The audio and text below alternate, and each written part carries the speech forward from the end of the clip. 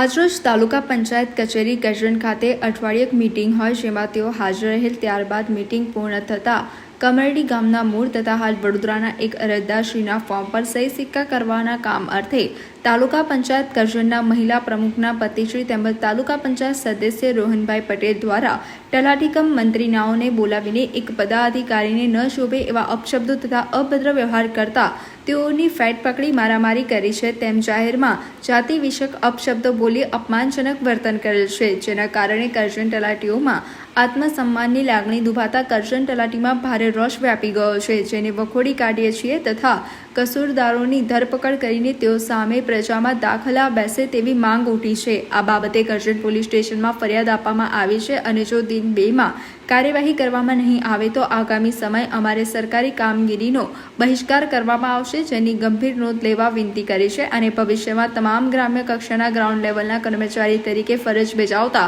તમામ કર્મચારીઓને સલામતી માટેના પગલાં લેવા વિનંતી કરી છે. ગત અઠવાડિયે ગુરુવારના દિવસે ગુરુવારની અમારી અઠવાડિક મિટિંગ બાદ તાલુકા પંચાયતના સદસ્ય શ્રી રોહનભાઈ પટેલ દ્વારા અમારા તલાટીકમ મંત્રી શ્રી ભાવેશભાઈ અસારી ઉપર જે હુમલો કરવામાં આવેલો છે તેને અમે સખત શબ્દોમાં વખોડીએ છીએ અને એ હુમલાના સંદર્ભે અમે કરજણ ખાતે FIR પણ નોંધાવેલી છે, પરંતુ આજ દિન સુધી રોહનભાઈની ધરપકડ કરવામાં આવેલ નથી, જેનો અમે સખત વિરોધ કરીએ છીએ અને તાત્કાલિકપણે તેઓની ધરપકડ કરવામાં આવે અને ભવિષ્યમાં આ પ્રકારના હુમલા કોઈપણ સરકારી કર્મચારી ઉપર થાય નહીં તે બાબતે અમે આજે મહેરબાન જિલ્લા વિકાસ અધિકારી સાહેબને અને મહેરબાન કલેક્ટર સાહેબને આવેદનપત્ર આપવાના છે અને આવી કોઈ ઘટના બને તો ત્વરિત તેના પગલાં લેવામાં આવે અને તેમની ઉપર સખતમાં સખત કાર્યવાહી કરવામાં આવે તેવી અમારી.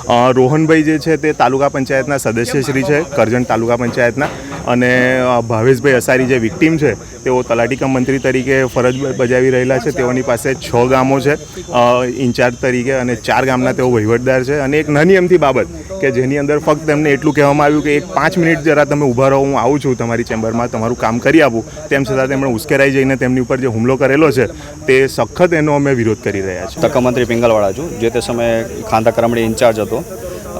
ગયા ગુરુવારની વાત છે. એ વખતે અમે મિટિંગમાં આવેલા હતા. તો એ મિટિંગ પછી એક અરજદાર હતા કરમડીના, એમનું કામ પતાવી દઈશ એવી વાત થઈ હતી. તો એમાં પછી એક બીજા અરજદાર વચ્ચે આવી ગયા હતા ને, તો એમને ખાલી આવકનો દાખલો જ કાઢવાનો હતો. તો એ મેં કીધું પતાવીને પછી તમારું કામ કરી દઉં છું. તો એમાં એ ઉશ્કેરાઈને પછી મને મારેલો છે. મને કાટલો પકડીને પછી ઝાપટને ગુબ્બા એવું મારેલું છે. હવે રોહનભાઈ કરીને છે, તાલુકા સદસ્ય રોહનભાઈ કાંતિભાઈ પટેલ. પોલીસ ફરિયાદ કરેલી છે આપણે. ના, પકડવામાં નથી આવેલા હજી. અમારે ન્યાય જોઈએ છે.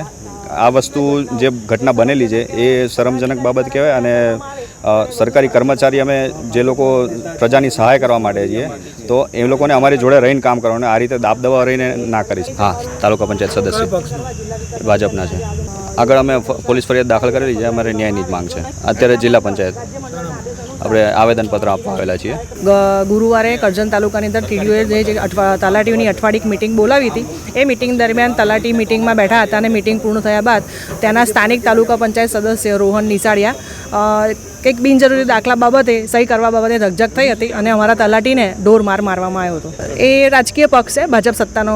અમે અમારા જિલ્લા વિકાસ અધિકારી સાહેબશ્રીને આવેદનપત્ર આવ્યા છે કે આવી જે નિંદનીય ઘટના છે એ એક પદાધિકારીને શોભતું નથી અને તેમને અશોભનીય વર્તન કર્યું છે અને બિનજરૂરી દાખલામાં ખોટી રીતે સહી કરવા માટે રાજકીય પ્રેશર લાવી અને તલાટીને નિયમ વિરુદ્ધ મારવામાં આવ્યો છે અને અમે તેનો વિરોધ દર્શાવવા માટે આવેદનપત્ર આપવા જિલ્લા વિકાસ અધિકારી સાહેબશ્રીને મુલાકાતે આવ્યા છે.